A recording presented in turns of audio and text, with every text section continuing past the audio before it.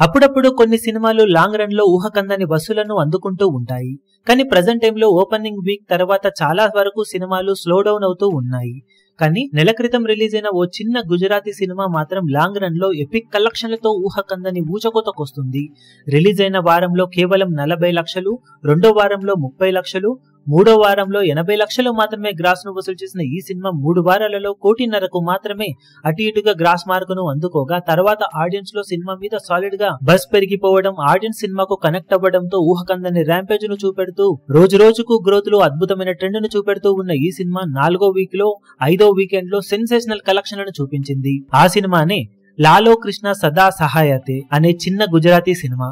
Gujarati local movie అయిన ఈ cinema మొదటి 3 వారాలలో 1.5 కోటి మాత్రమే వసూలను అందుకోగా 4వ వీకెండ్ లో ఊహకందని ర్యాంపేజ్ ను చూపెడుతూ 100% గ్రోత్ ను దక్కించుకొని 15.75 కోట్ల రేంజ్ లో వసూలను అందుకుంది. ఇక 5వ వారానికి వచ్చేసరికి రెట్టించిన జోరు చూపించి కేవలం 5వ వీకెండ్ లోనే 17 కోట్ల రేంజ్ లో వసూలను అందుకొని సంచలనం సృష్టించింది. గుజరాతీ సినిమాలలో సింగిల్ డే లో ఏ సినిమా సాధించని విధంగా ఏకంగా సండే రోజున 8.5 కోట్ల మార్కును అందుకొని చరిత్ర సృష్టించింది ఈ సినిమా.